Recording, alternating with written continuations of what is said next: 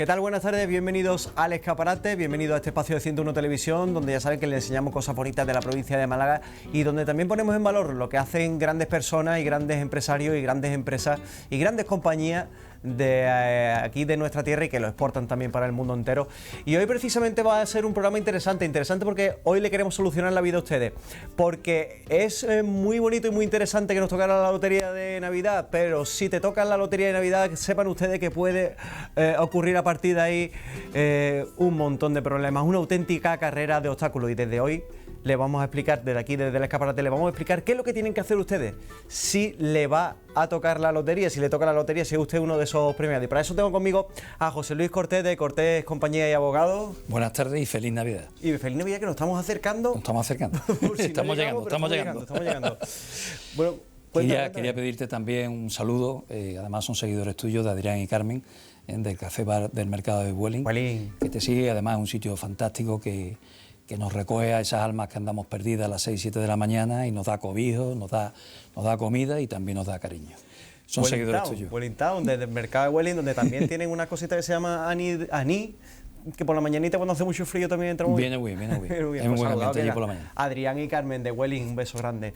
Qué alegría que te toque la lotería, José Luis, pero ¿qué problemas puede acarrear esto? ¿Qué conflictos son los más habituales que se originan con motivo de la lotería de Navidad? El 22 de diciembre ya está aquí. Exactamente. Comentarte que la Navidad nos trae muchísima alegría porque los cristianos celebramos eso, Nativita, celebramos el nacimiento de Jesús.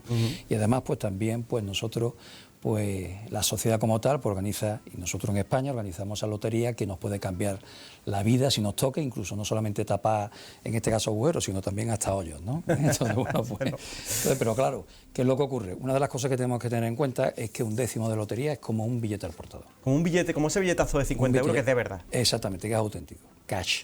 Entonces, bueno, pues, ¿qué es lo que haces tú con un billete? Pues los custodias. Guardarlo bien. Entonces, ¿qué problema puede haber? Guardarlo bien, lógicamente, y qué problema puede originarse en este caso, con un título al portador con un billete. Pues evidentemente la custodia, es su propiedad, y después también su fiscalidad.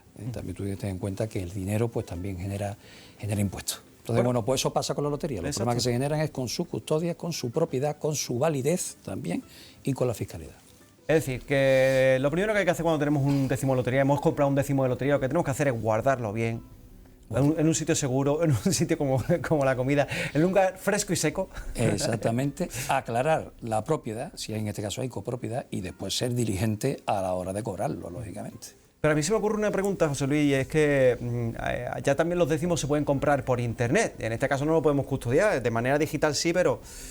Sí, yo mi recomendación, lógicamente cada uno puede hacer, evidente, pero mi recomendación es que se haga en la página de la Lotería y Apuestas del Estado, en este caso de la sociedad estatal, una página oficial. Una página oficial, y siempre con resguardo de...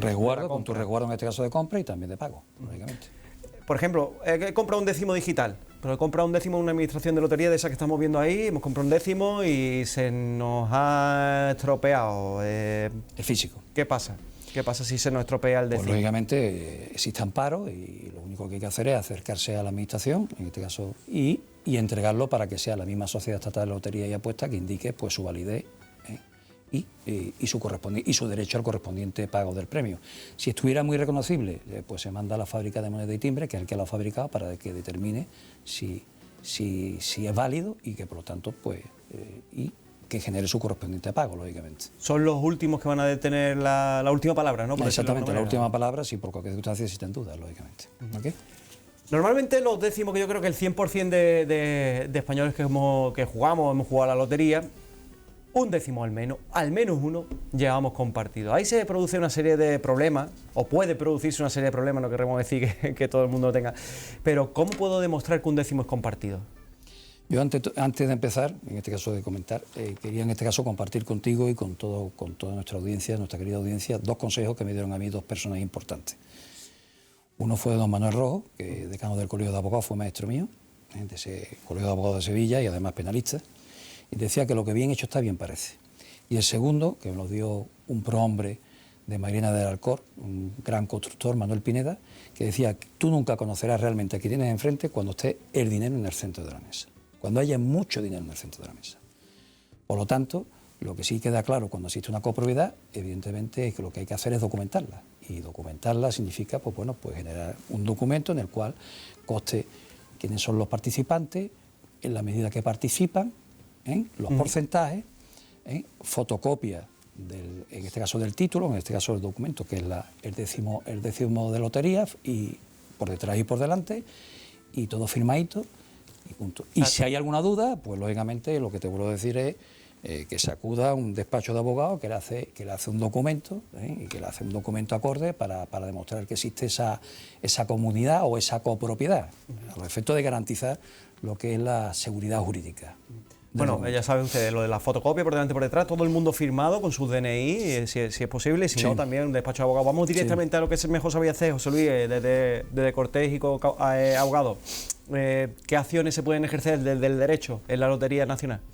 Pues gracias a Dios, pues evidentemente existe amparo judicial, existe amparo en nuestros derechos, existe la vía penal en el caso de que se haya apropiado, en este caso el poseedor del décimo se haya apropiado de todo el premio. Desgraciadamente, como ya te comenté, desgraciadamente hay mucha gente, y no lo sabe, que tiene de segundo apellido Topa mí. Entonces cuando llega el momento sale la codicia y me lo quiero quedar todo. También existe la vía civil, no solamente para reclamar también, evidentemente, los importes, sino también por cualquier circunstancia, si ha habido negligencia, tanto en la custodia como también en el pago. Existe también la vía contenciosa, si por cualquier circunstancia pues bueno, pues se estropea y no paga el Estado, pues lógicamente pues se puede recurrir a esa vía contenciosa, y también a la vía social, si el empresario, si esto es por cualquier circunstancia, pues esto forma parte del salario, en el sentido de decir pues que es una bonificación, un regalo que hace, pues lógicamente que se le pueda reclamar inmediatamente, que hace participaciones para los empleados y después no las devuelve. Entonces, bueno, pues también no paga el predio inmediatamente, pues eso también está amparado también por la vía social. Ah, pues mira, si nos regalan un decimito, una participación. Pero vuelvo a decir, lo importante es prevenir, hacer bien los documentos. Si hay alguna duda, pues lógicamente, y a un corte de abogado, por ejemplo, en este le hacemos un documento rápido, porque ya sabemos perfectamente que al final, como ya te comenté, desgraciadamente en el despacho entran, como dicen los cubanos, muchos muertos, que a lo mejor pues son procedimientos que han perdido hasta, desgraciadamente, operaciones de 80.000 euros, y no ha habido, por no haber una previa, en este caso, un previo asesoramiento de 200 euros, lo hubieran salvado. Creo que en todo nuestro ánimo está siempre que nos toque la lotería, siempre y cuando la compramos, es decir, que muchas veces dicen, igual no toca, ¿no? O sea, lo importante, creo que lo interesante aquí es acudir a alguien que se dedique a ello y que nos asesore lo mejor posible, como estamos haciendo aquí esta tarde con ustedes. Vamos a... Si nos toca un décimo y alguien me lo quiere comprar. Date cuenta que eso es un delito y es blanqueo de capital, y además un delito grave. O sea, esto es un delito del que lo vende y del que lo compra, imagino, ¿no? Hay una responsabilidad compartida. Exactamente, por supuesto, y además que hay que obviarlo, evidentemente. Entonces se hacía, posiblemente se siga haciendo, pero lógicamente lo mejor es no entrar en esa dinámica. No caigan ustedes en la tentación. Exactamente. No caigan ustedes en la tentación. ¿Qué puede caerle a una persona que vende un décimo premiado? Que pues, un delito de blanqueo de capitales y tiene, te digo, pena de prisión y multas también. Cuidado, que estamos hablando de que... Lo mejor es cumplir con el fijo, que ahora lo veremos. Cumplimos con el fijo y nos quitamos de problemas, ¿no? Como decía siempre José Luis, es mejor cumplir antes que meterte en un problemón de 80.000, 90.000 euros, ¿no? Exactamente. O más, en este caso ya estamos hablando de pena privativa de libertad. Eso es... Por eso. Una cosa es perder dinero, otra cosa que acaba en el trullo. Y si me encuentro un décimo y está premiado, ¿me lo puedo quedar? No, porque se considera apropiación indebida. ¿Y qué debería hacer en este caso? ¿Qué debería hacer yo en este caso? En este caso puedo entregarlo en la policía, la Guardia Civil, y en este caso también a la administración de lotería directamente. ¿Y si me toca un décimo, me lo puedo quedar yo entero? Ya hemos hablado que no, pero... No, porque eso es una apropiación, vuelvo a decir, eso se considera una apropiación indebida y sería objeto, como hemos comentado, tanto de vía penal y también civil, lógicamente. Si el premio, a ver, vamos a hablar un poco de la fiscalidad de las multas, de si te quedas con un décimo que habéis comprado entre unos pocos. ¿Qué responsabilidad tiene el que se lo queda? Es decir, ¿qué le puede ocasionar de problema? A ver, evidentemente al final siempre hay un poseedor... Porque imagino que no todos los premios eran iguales. Vale.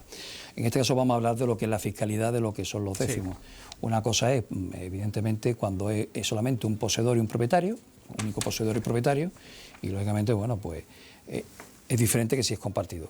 Lo que tenemos que tener en cuenta es que son 40.000 euros. Hasta 40.000 euros está exento de pagar impuestos y a partir de 40.000 euros tiene que pagar a partir de los 40.000 euros tiene que pagar un 20% de retención. Solamente se paga un 20% de retención.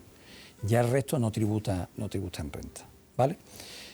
Cuando es compartido, en este caso, normalmente siempre hay un poseedor, pero bueno, las demás personas que tienen, evidentemente, que tienen que cobrarlo, ¿qué es lo que se hace?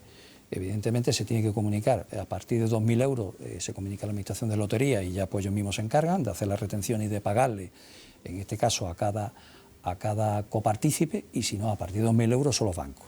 Entonces, ¿qué es lo que se hace? Cuando es compartido, pues el banco lo que hace, a través de, y como son entidades colaboradoras, se puede ver en la web en la web de la lotería se puede ver, en este caso se puede ver lo que son las entidades financieras colaboradoras.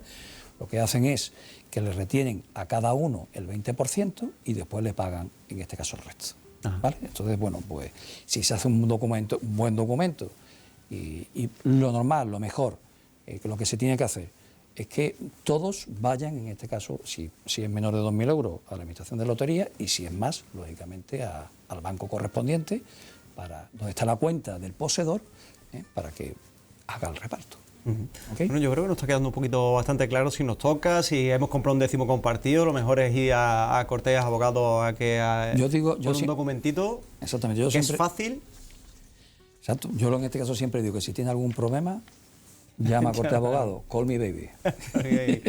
Bueno, si estás casado, depende del bien, si estás en bienes de gananciales o separación de bienes, exacto, también depende. Sí, exacto, bueno, si está casado y, como decía, como cuando uno se casa, te dicen en la iglesia a la dura y a la madura, pues lógicamente si es en gananciales al 50%, pertenece evidentemente a los dos, ¿no?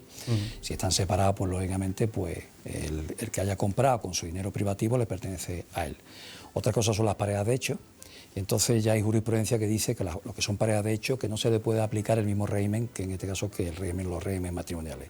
Tienen que demostrar que existe una comunidad de bienes entre ellos, que tienen cuentas compartidas, que tiene una hipoteca conjunta. Entonces, en este caso se considera que hay una relación. Una relación y por lo tanto es al 50%. Si por cualquier circunstancia hay una sentencia última, si se está tramitando el divorcio o la separación, ya incluso existe separación de hecho y lo ha comprado con su dinero privativo, pues lógicamente el premio le pertenece. En definitiva, si han comprado ustedes un décimo compartido, lo mejor es que vayan a hacer un documento con Call Me Baby. Call Me Baby, Cortés Abogados. Y si tenemos la fortuna de que nos ha tocado la lotería y todo el tema de fiscalidad, todo el tema de si tenemos un problema con alguien que ha compartido el décimo con nosotros y tenemos algún problema, Call Me Baby y lo llamamos. ¿El libro para cuándo? El libro el mes que viene. El mes que viene el libro. El mes que viene. El éxito no negocia.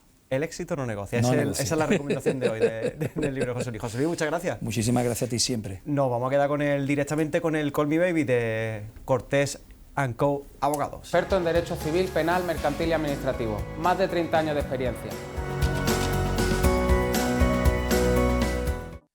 Bueno, pues estamos de vuelta y ahora sí, vamos a hablar también de otro tema que nos ocupa y nos preocupa también muchas veces, como es la visión. Vamos a hablar de las pantallas, mitos, realidades, falsas creencias, pero el caso es que nuestra vida está llena de pantallas, ya sea del móvil, de la televisión, del ordenador, y la vista sufre y lo que vamos a hacer hoy es esclarecer un poquito también aquí qué puede estar sucediendo. Y para eso tengo conmigo a Ricardo Roca, que nos acompaña otra vez de nuevo de Óptica Roca Baja Visión. ¿Qué tal? Muy buenas tardes. Nada, buenas tardes y gracias por vuestra invitación de nuevo. A ti por venir, Ricardo. Vamos a hablar de eso, de las pantallas. Pues sí, últimamente hay bastante inquietud y también, bueno, pues bastante controversia con el tema de hasta qué punto las pantallas pueden estar afectando mal a mi visión, si pueden estar dañando o no mi visión a largo plazo, mi retina, la luz azul. O sea, hay una serie de conceptos en los que todavía no hay una base científica, no se están basando en una base científica demostrada, pero sí nos gustaría aclarar, bueno, cuál es la realidad.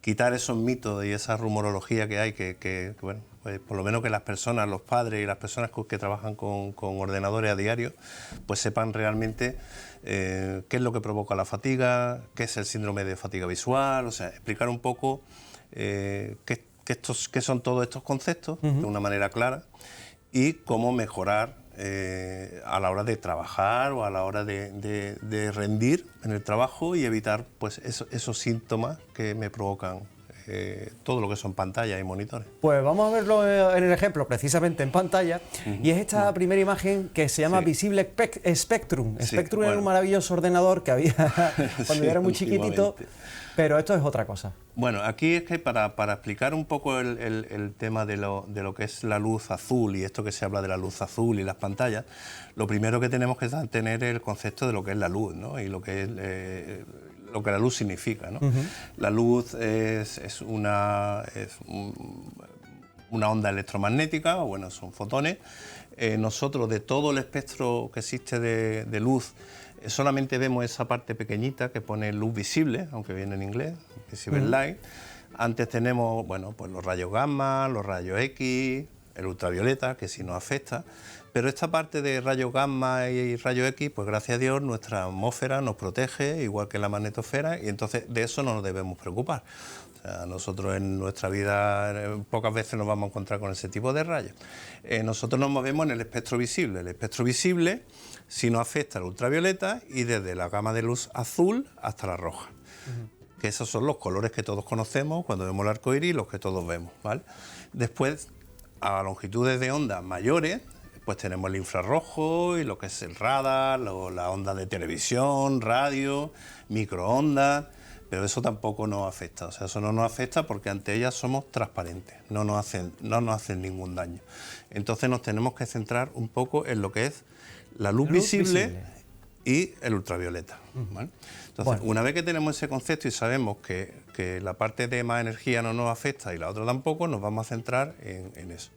Hay mucho, como te comentaba, decir, bueno, es que la luz azul, se habla mucho de la luz azul, si me daña, no me daña. Bien, la luz azul como tal, que estamos acostumbrados a verla, pues, porque el cielo es azul y el mar es azul, como si no daña, ¿vale? ¿Qué es lo que nos puede dañar? La luz ultravioleta, ¿vale? La luz ultravioleta sí nos puede dañar a nivel de la retina, de la mácula, pero la retina no es algo que tenemos al aire expuesto, ¿no? Tenemos antes una serie de medios que nos van a proteger del ultravioleta. Entonces nuestros ojos tienen un sistema de protección, que es la córnea, es el cristalino, que ellos se encargan de filtrar la luz ultravioleta, ¿vale? Con lo cual, y además detrás de la retina tenemos otra capa, que es el epitelio pigmentario, que refuerza también nuestra retina, con lo cual ante la luz ultravioleta estamos protegidos, ¿vale?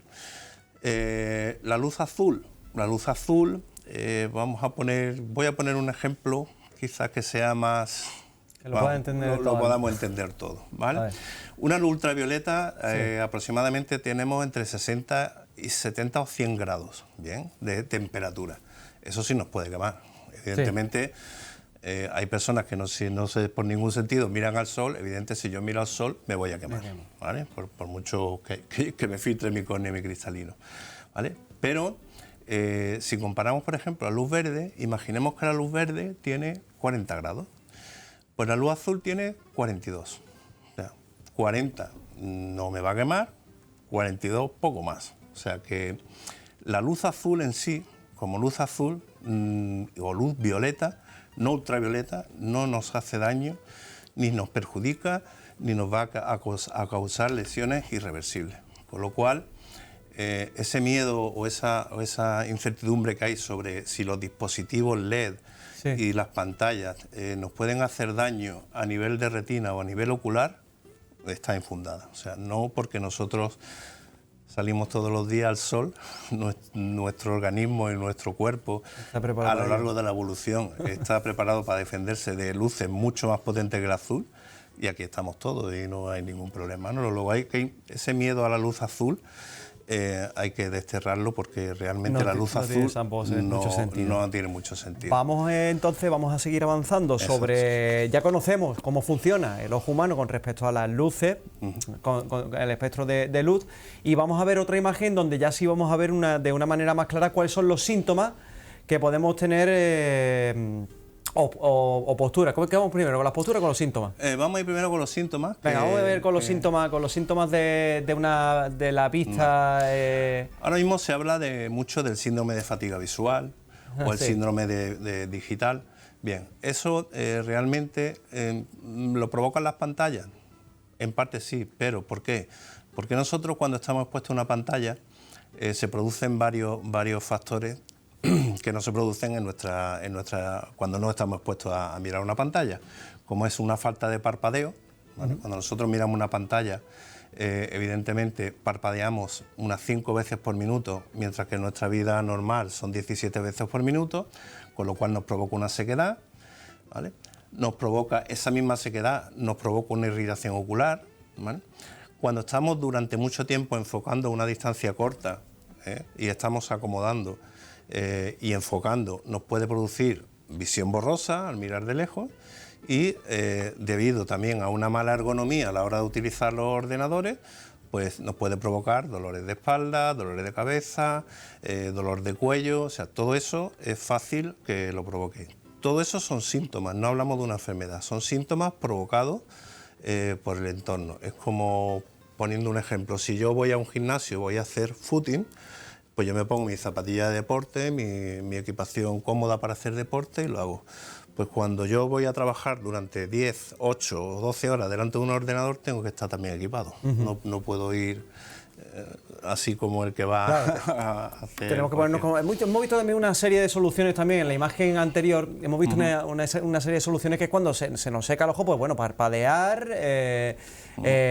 tener una buena separación en torno a la pantalla, dependiendo de si es un dispositivo pues más pequeño o en este caso una televisión más grande, ¿no? Pero ahí lo tenemos. Sí, nosotros lo que aconsejamos, bueno, en este sentido, la ergonomía, que además de hecho eso hoy día está bastante estudiado. Entonces, bueno, por ejemplo, si yo trabajo durante muchas horas con un ordenador, tengo que tener, o con una pantalla, tengo que tener una distancia entre 50 y 60 centímetros, ¿vale? Aproximadamente, no más.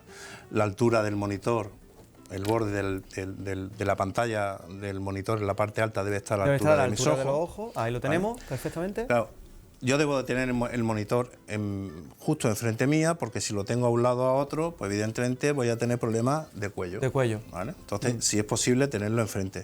Por supuesto que el monitor, en el monitor yo no vea ni reflejos de luces, ni reflejos de ventana que me están impidiendo y haciendo que yo haga un mayor esfuerzo para concentrar la visión. Otra cosa importante que podemos hacer, y es algo que nos pasa a todos mucho, es que nos encanta poner los monitores en alta resolución, ¿vale? La alta resolución está muy bien, pero el tamaño del fuente o de la letra es muy pequeña, con lo cual el esfuerzo que tenemos que hacer es un poco mayor.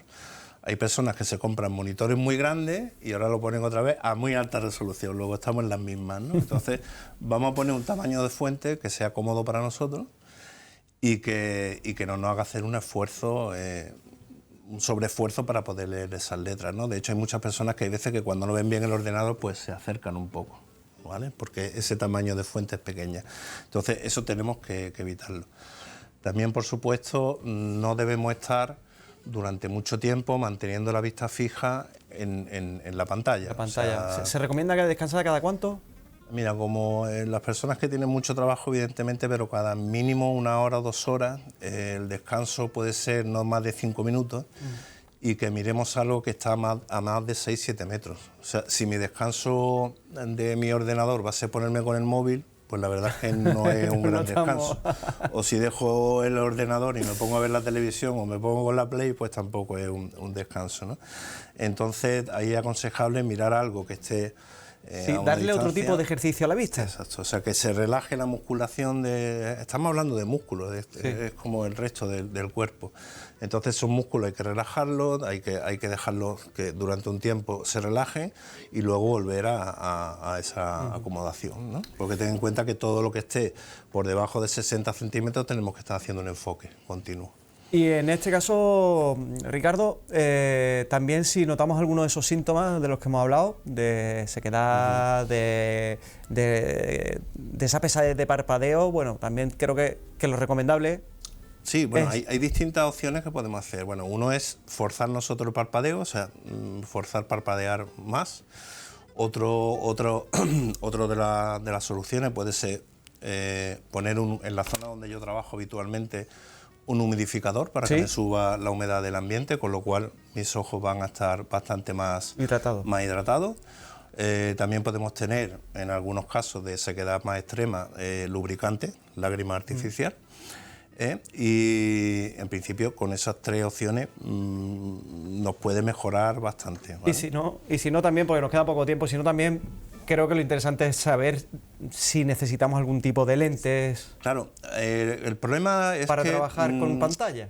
Cuando yo tengo un trabajo donde he hecho muchísimas horas delante de una pantalla, el ojo perfecto no existe, ¿vale? O sea, muchas personas van al oftalmólogo o vienen al óptico, vienen a nosotros, lo graduamos, tienen graduaciones muy pequeñas, media dioptría, tal. Eso no es una graduación para llevar gafas, es una graduación con la que esa persona ve un 100%, no es necesario. Pero cuando yo estoy continuamente utilizando mi visión, ahí sí sale ese problema, ahí sí se manifiesta mucho más ese problema. Luego esos pequeños astigmatismos, esas pequeñas hipermetropías se agudizan mucho más cuando yo estoy haciendo un trabajo en exceso y enfocando tanto, ¿no? Pues creo que hemos más o menos arrojado algo de luz sobre esto, hablando de luz. Ricardo, muchísimas gracias por acompañarnos de nuevo. Nada, y si no, pues ya saben, Óptica Roca Bajo Visión, donde ahí también le pueden asesorar pruebas diagnósticas, necesita algún tipo de gafa o simplemente, pues bueno, arrojarle un poquito de pedagogía. Lo que hacemos es aconsejar y de pedagogía. Y ayudar un poco, ¿no? A que todo sea, a que la visión sea lo más confortable posible. Efectivamente. Bueno, familia, pues nada, esto ha sido nuestro escaparate de hoy. Nosotros les dejamos. Recuerden que este programa volverá más pronto que tarde. Hasta la próxima.